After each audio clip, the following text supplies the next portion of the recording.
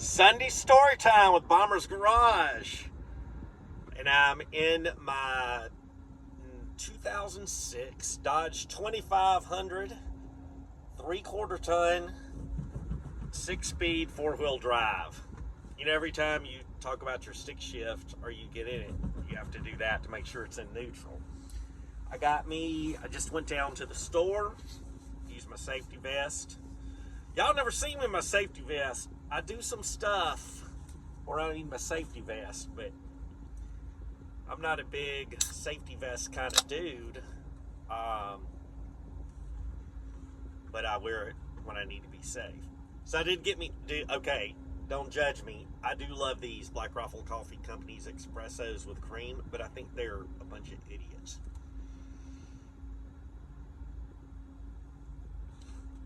You can quote me on that.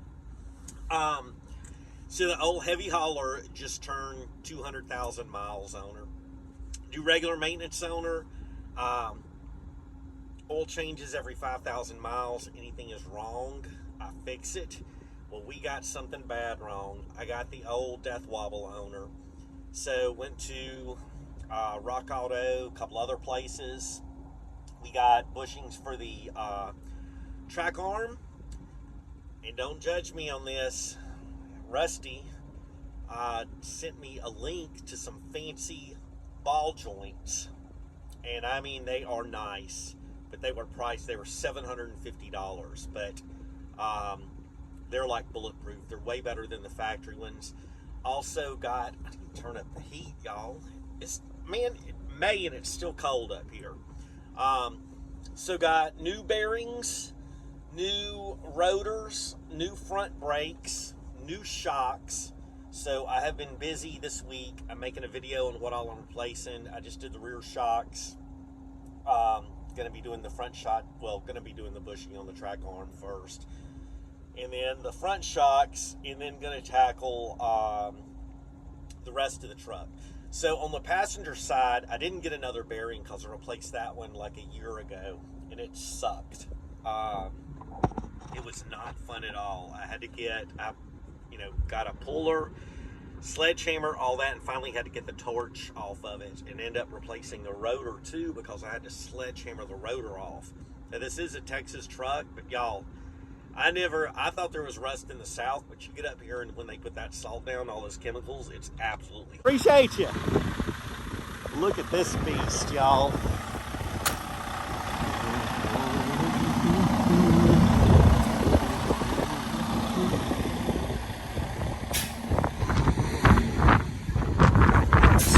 Salt out the back.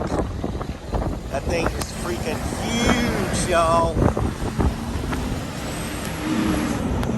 Yeah, look at that. Keeping the roads clear up here. So there'll be a video about that coming up. Then I'm in my Free Note Cloth fancy RJ1 rider's jacket, which is a waxed canvas jacket. That I'm already breaking in. I did a box opening video on it that comes out, I think, Wednesday. And, man, I am a cheap mofo. I love being, not spending money and stuff. But I do like my Stetsons. I am in the old dirty work crooked Stetson that gets worn all the time. Got my fancy going out felt and my fancy, other gunfighter one like this or whatever that's for date night with Mrs. Bomber. But it's like with me wearing 1620 pants, or even like, I worked at Go Ruck before. I rocked my GR1s. I love American made stuff, and I don't mind buying quality. It's the same with tools. Y'all know I head up a bunch of vintage tools and stuff like that, but I spent $450 on this jacket.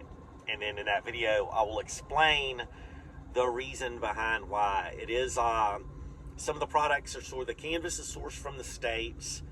The liner, which is beautiful. It's like this red right there. It's really nice, but it's super comfortable. I've been wanting a wax canvas jacket up here, and it's good for like pretty much 30 degrees to 60 degrees. And I needed something tough and something that was going to last a long time, and I have had Gore-Tex and stuff like that, and I just wanted something that would complement, you know, working on the ranch and stuff like that. And as a rider's jacket, I figured it would push Mrs. Bomber to approving us getting a broke mule for me to ride around. We're going to do that one day.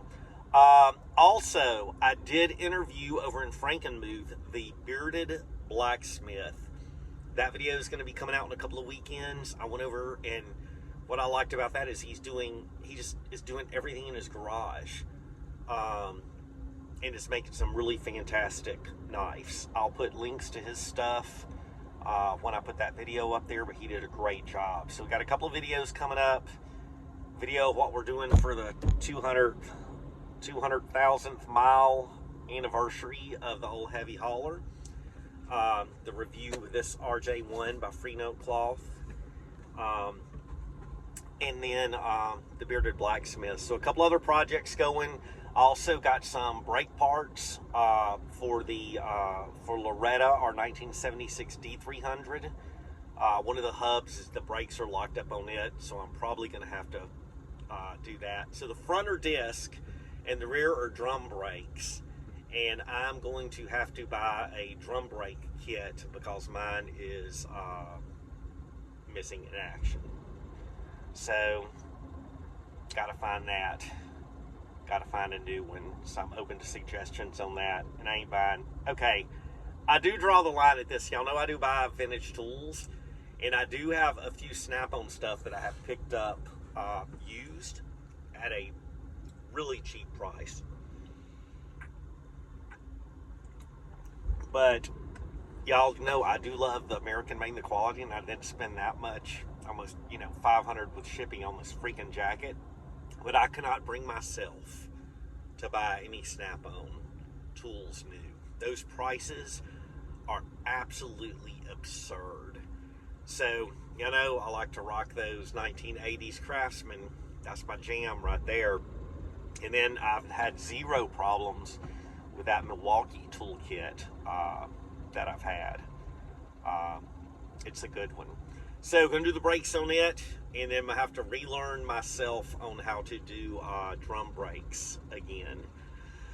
So, if y'all have a suggestion on I don't know, I'll probably end up with like an Amazon kit. Though there is, I gotta find that book. There is a parts store not far from us, and they had a little book in there for like a $39 kit or $69. I'll take a picture of it and put it. I know that it's going to be over there. But anyway, it doesn't look too bad. Comes in a plastic case. I kind of like the plastic case stuff, so you can write on it and put that there. Then I gotta get this yard in shape. Gotta mow it. I had to order, I've got one other part to order for the Kubota to get the belly mower going, and it's the adapter that goes onto the front facing PTO shaft that runs the belly mower, and that thing is $650, which is insane to me. Y'all, the prices of stuff, especially car parts and tractor parts, I do use Rock Auto a lot, but sometimes I do buy heavier duty stuff. Like I got Bliston shocks, the 5100 series for the truck, but Rock Autos a lot of times is even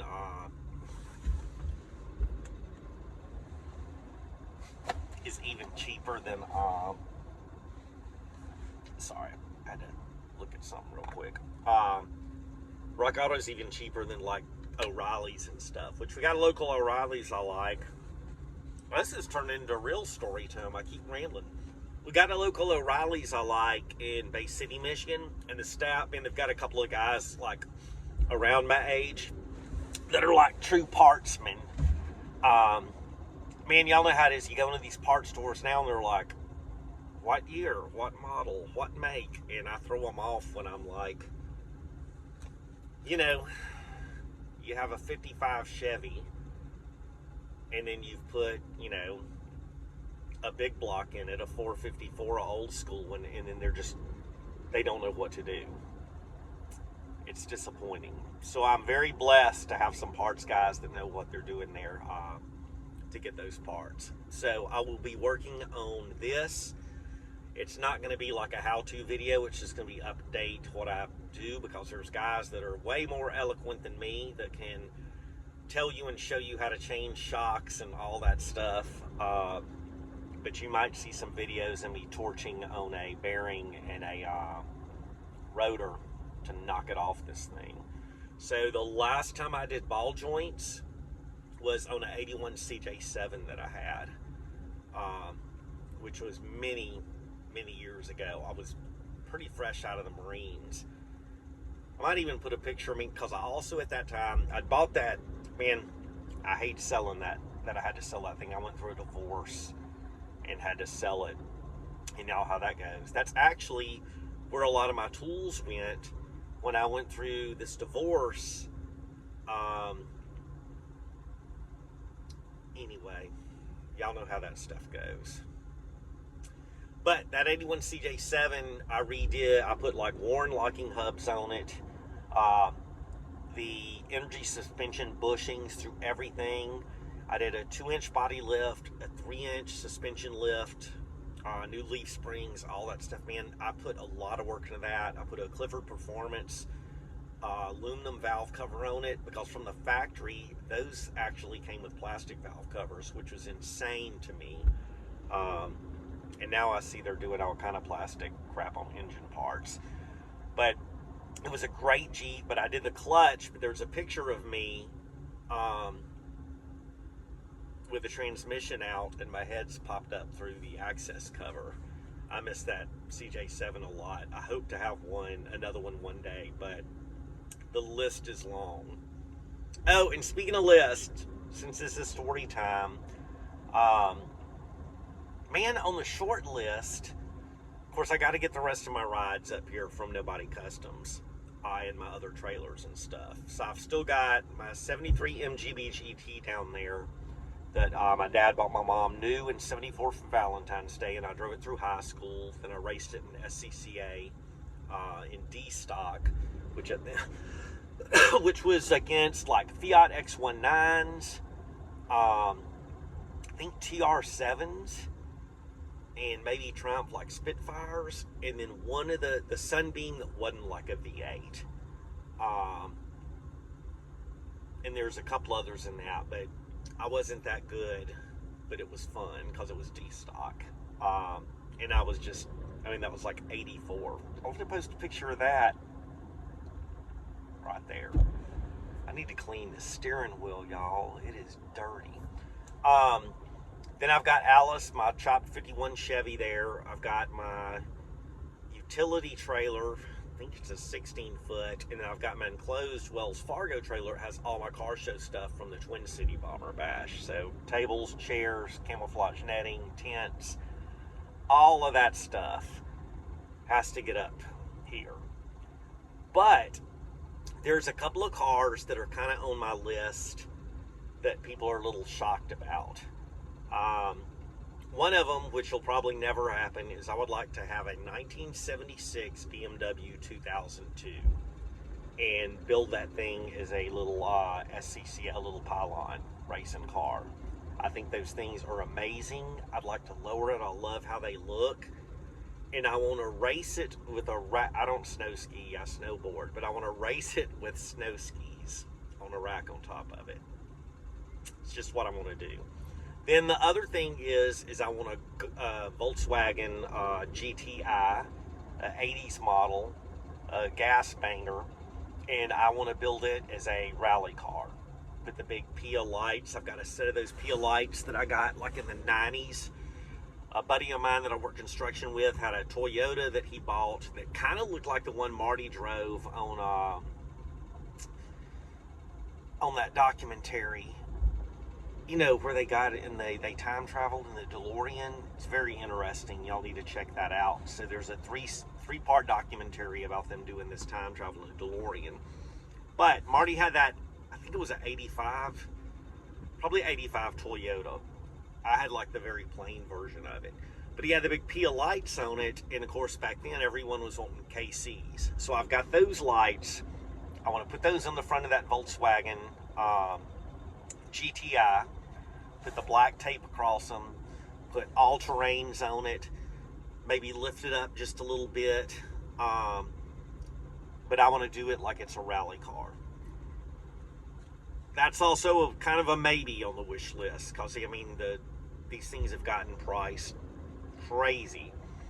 But this old rig and the gooseneck, the SureTrack, and that's going to be another video soon. I've got to do like my 4-year service on it, grease the hubs, fix some surface rust on it, and we're going to do a review on that SureTrack. I figure I've got, man, I bounce all over the place. I figure I've got about 15,000 miles on it. So we're going to go over that, do some stuff, and then we're going to treat the decking with 50/50 used motor oil and some decel.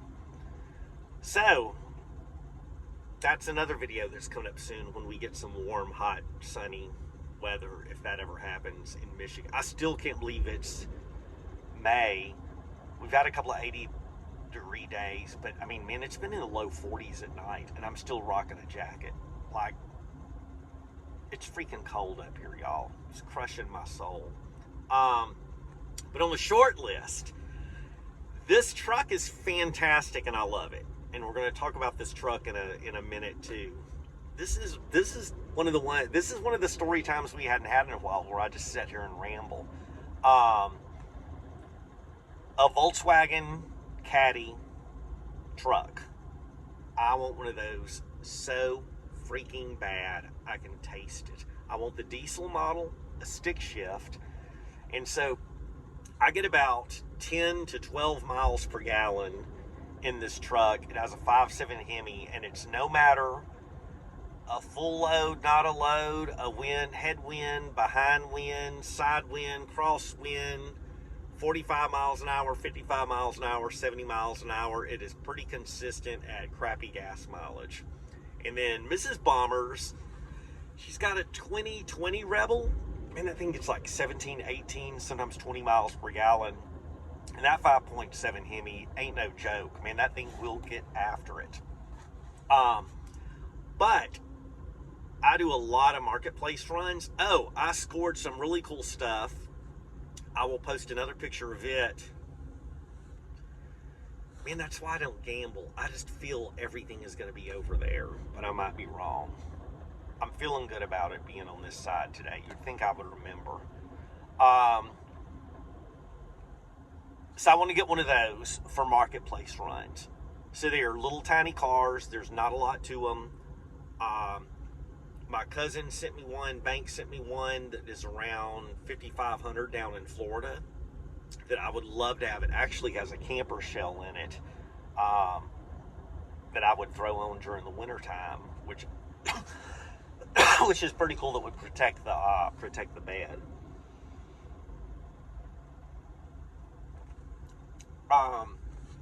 But those things get great gas mileage. There's a lot of longevity out of the diesels, and that moves me to the kind of, I want to talk about going pretty much all diesel around here. But for a lot of these marketplace runs, sometimes I'm running an hour and a half, 2 hours picking up toolboxes and equipment that vehicle would suffice for. But also have that as my daily driver.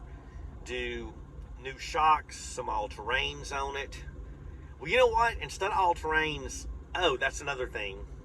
For this truck, I ordered Goodyear Kevlars, the snow ones.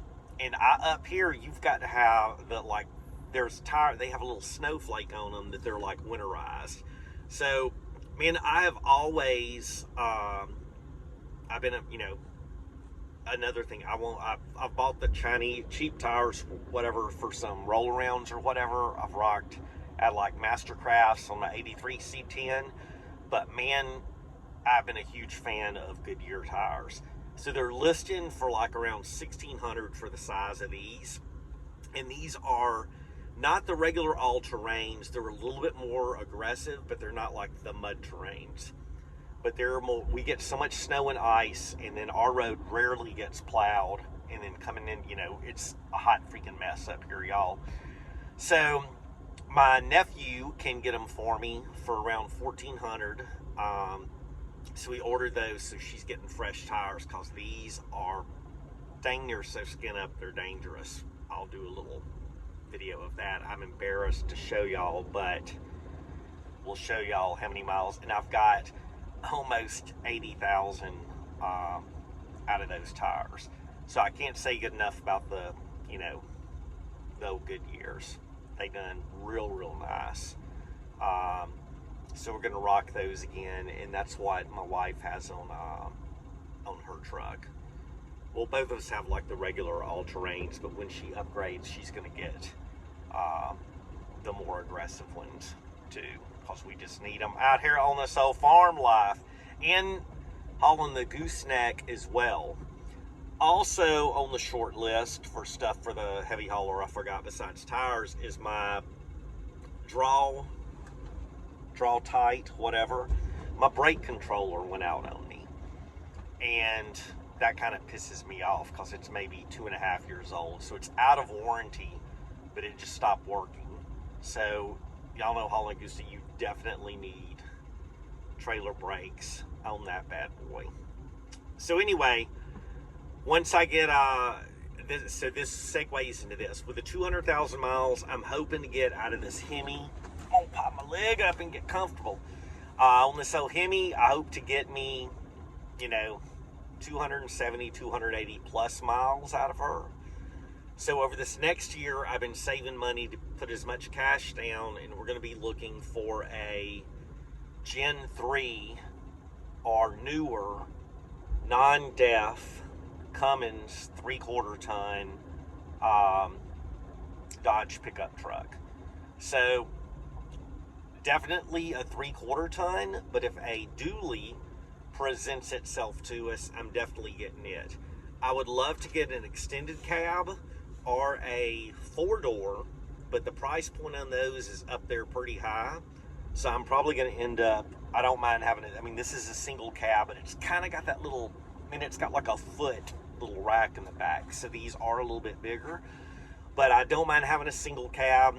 I've looked at those, but y'all, it's insane what those things cost. And I priced one out at the local Dodge dealership in Frankenmuth, and it was around $82,000 for a truck comparable to this one, but it was an automatic instead of a shifty boy. And that's insane for basically a fleet truck. And that's like rubber mats, bare radio. The only options was the output Cummins, transmission cooler, oil cooler, and the gooseneck tow package, and then like the tow mirrors and all, just a few options. And that is just, it's wild to me that I could get a fully decked out 1500 for about the same price as a stripped down one. So yeah, our budget is somewhere in the like $20,000 to $30,000 range, and it's probably going to have around, my goal is 130,000 to 150,000 miles, and then keeping that as my forever truck. Just rebuild the Cummins, replace parts as we need it, but just rock that thing from now on. But we're going to go all diesel, and then once we get that squared away and paid off, then we're going to start hunting the Volkswagen Caddy truck, and I think that's just a good way to go. So that's what's going on, and getting my stuff back there. But yeah, I definitely have to have a 3/4 ton with the gooseneck, so there's that. All the rest will be updates for what has happened this week, and then excuse me, look forward to seeing their review on this Freenote cloth waxed canvas Rider's Jacket 1, the RJ1, which is, man, this is like those 1620s. When you first wear it, it's in, like, you got to break it in. It was stiff as all get out, but the more I wear it, the more comfortable it has got. And I also want to update, I'll put another picture in here. It won't be there, it's going to be here. I have lost 40 pounds plus since November. So went in, had some blood work done, had my physical. I I got a story about that too, since this is definitely a story time edition. Story time edition. Went up there and I got some bad blood. I mean, my blood work report was bad. So, just basically, was in the early stages of being diabetic. Cholesterol, blood pressure, all the other glycerides, triglycerides, all that. I mean, everything was out of whack. And y'all, I'm not gonna lie, I love some craft beer. I was consuming, high calorie craft beer. Been eating very well. We eat our fresh eggs. We buy a quarter steer 2 times a year. We get fresh pork. I don't eat like snacky crap. I don't drink. Every once in a while, as a treat, I'll have maybe like 3 Dr. Peppers a year. I do enjoy old fashioned and a cigar, maybe, once or twice a month. And then I do have these little 200 calorie espressos every once in a while. And enjoy my CC coffee, community coffee from Louisiana. But she offered to give me like Ozempic and cholesterol medicine and blood pressure medicine and all this. And I'm like, look, I was a Marine. I've been fit before. I know what I need to do. So I've cut out the drinking. I'll still just have an old-fashioned, a pint every once in a while. But I drastically changed doing some PT, driving T-post. Oh, we'll have another video of what I've been doing to build the sheep and goat enclosure for Dixie. And I've got some videos on here of Dixie and UA playing with that. So that's going to be fun. And then Bear, our German Shepherd, Lindsay has shared custody, Mrs. Bomber does, with her ex-husband, so we'll be getting him, but they all get along with Dixie fantastically. She's basically just a puppy as well. But anyway, I had to make some life changes. That picture, I'm pretty stoked that I've lost that much weight, and a lot of my friends have complimented, and then people locally or whatever that hadn't seen me in a while. I'll also soon have Bug, Stilson Sign and Custom, out with Zach with his cab over and Davis, our local Harley cat. We're going to come out and have a little hangout, chat and talk and have a good time. And I'll do a video of what we're going to talk about. Of what we talk about, which will be kind of fun. But anyway, y'all, I've been on a huge health kick.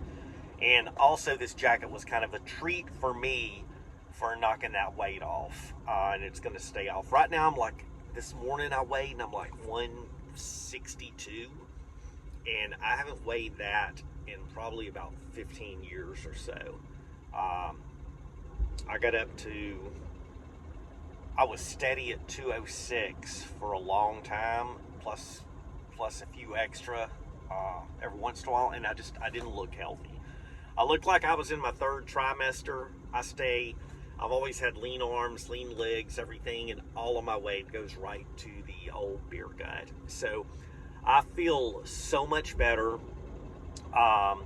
Even when I worked at Go Ruck and I was doing like rucks in events and all that stuff or whatever, just the same thing, the beer consumption was canceling all of that activity out. So feeling good. I've almost quit dipping, and I shouldn't have thrown that on the floorboard. That's nasty. I've been doing a little, doing some nicotine to help me wean off that, just some 2 milligram coffees. And I ain't no European, y'all.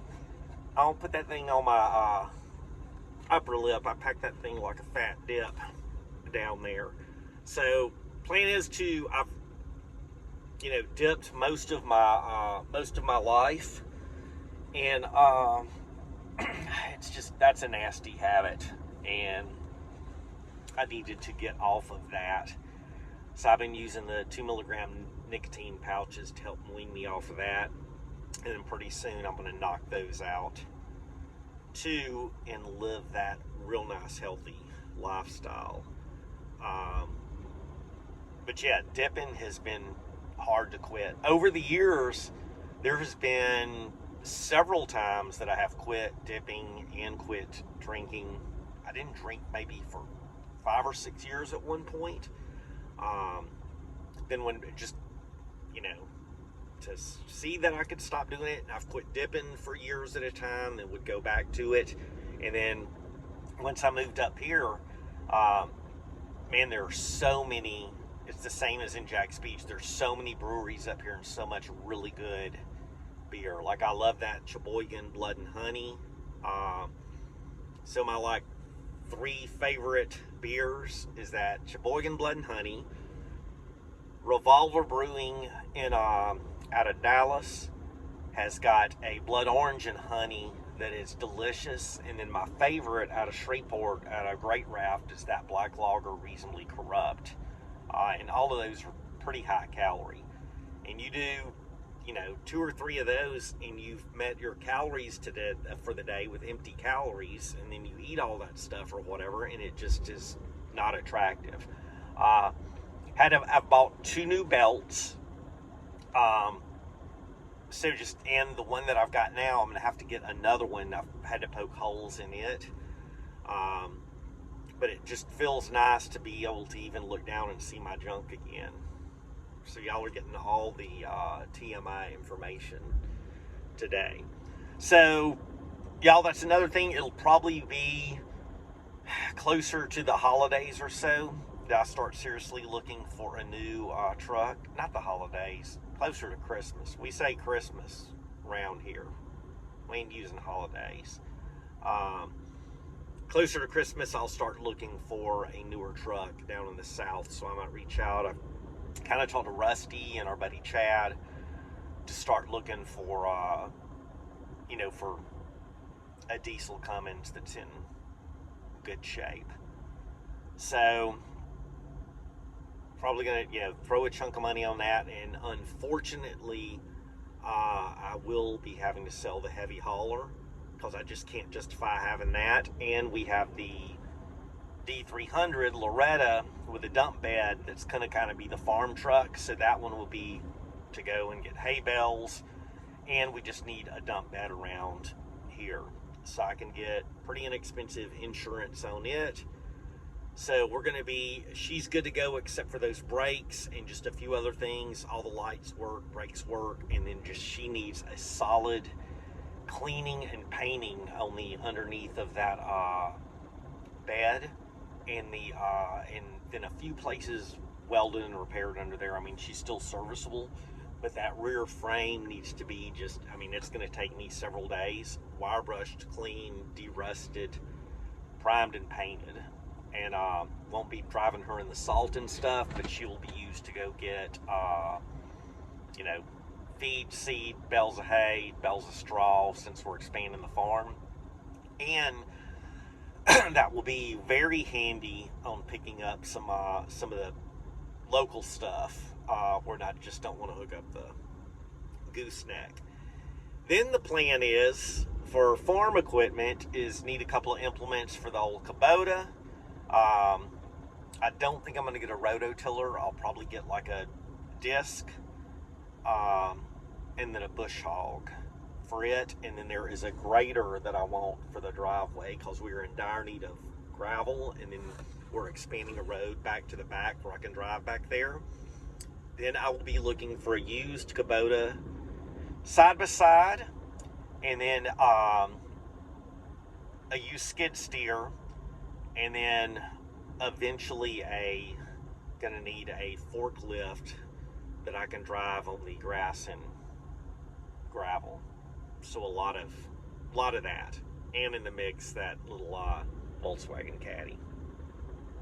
So that's the plans for expansion for vehicles and equipment around here. All right, that's almost 35 minutes.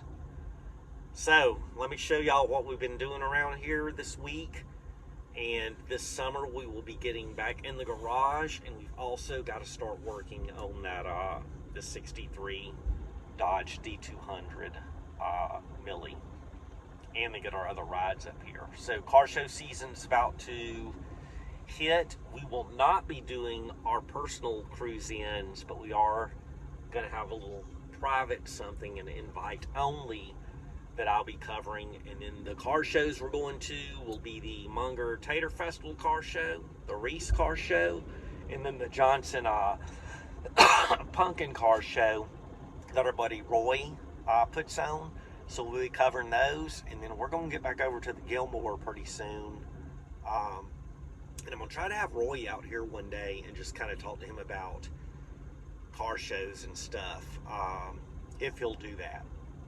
And then I really did enjoy talking to the blacksmith.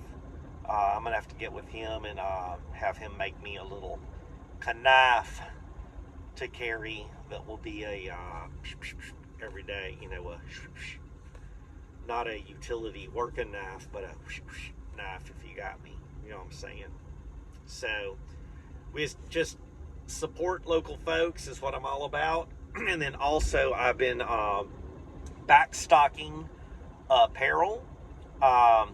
So tons of new hats. Got crop tops back for women. We're going to do several other t-shirt designs that are coming out. And all of that's going to relaunch in October. I've got a friend of mine and another friend that are going to be modeling in our garage with our rides, and I'm super stoked to have them. But so our apparel store right now is very sparse. There's a lot of that stuff that we're out of stock on, but come October we're going to be relaunching that for Christmas, and we're going to be rolling strong with the apparel, so stay tuned for that. I'm super stoked about that, and also like new hat colors. We're going to, with the hats, we're still, and the beanies and stuff, we're still going to rock that same design, our anvil, with the Bomber's Garage under it. But we're going to get some new t-shirt designs that have some of our rides on them, and then some limited quantity stuff that's going to be cool. So I'm super stoked to have these new Bombers babes modeling our gear. It's going to be freaking awesome to be able to relaunch that and get more serious with the apparel. And then at a couple of these shows, probably the Reese one and Munger one and maybe Johnson's, we will set up an apparel booth at those with a few things. But yeah, we'll be covering all that. So I'm stoked about that. I think that's about it, I guess. The Mexican's coming up to visit end of the month for like a 5-day weekend. I'm going to be interviewing him again. He's my buddy that has the 1978 Dodge B200 boogie van. I think I'll put a picture of it right there. So I'm super stoked about having him up here and chatting with him again.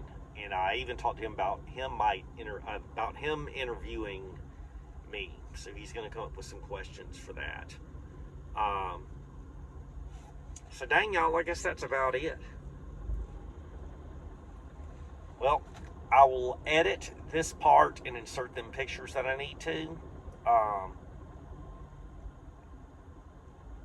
And then we'll go over next Sunday the stuff that I bought at that garage sale, because I'm pretty stoked about it. It was a really good score for $40. There's a cabinet that I got that I was shocked was still there. They originally were asking $40, then up to $30 and $25, and I offered $20, and they took it. It's a garage cabinet, and I picked up a lot of other car stuff. And a few other things that I'm excited about. One is a folding board thing. I want to explain to you what I'm going to do with that. I'll just give you a teaser on it and explain what it's going to be. But it's going to be pretty rad.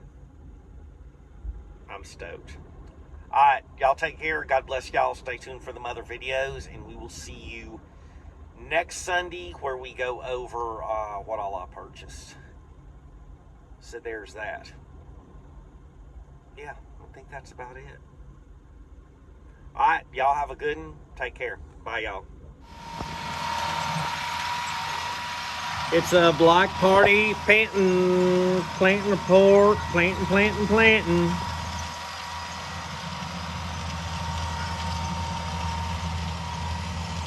Exactly, UA. It's a block party, planting report.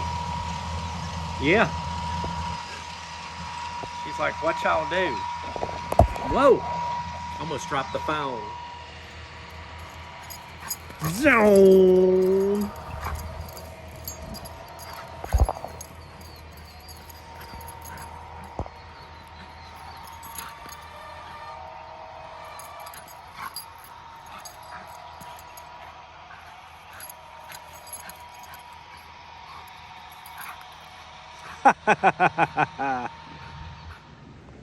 What's up, y'all? This is a block party tornado warning alert.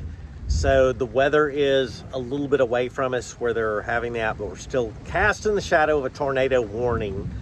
Being from Louisiana, I'm, well aware of how these are. But enjoy 19 seconds of a lightning storm above our pond. So, first ever block party tornado warning report. And we are hunkering down. We do take weather serious, as you should as well.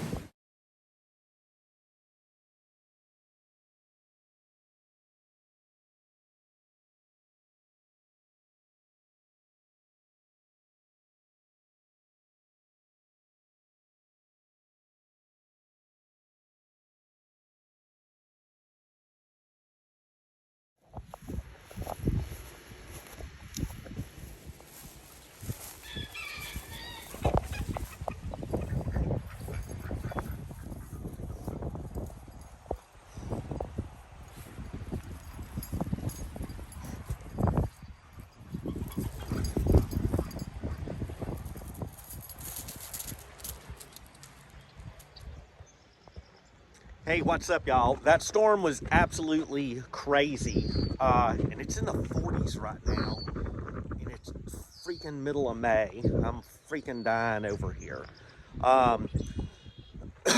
That barn that was destroyed was down the road from us. Oh, and this is our 4th day of being without electricity. So lightning hit a substation, so we're waiting for that to get fixed.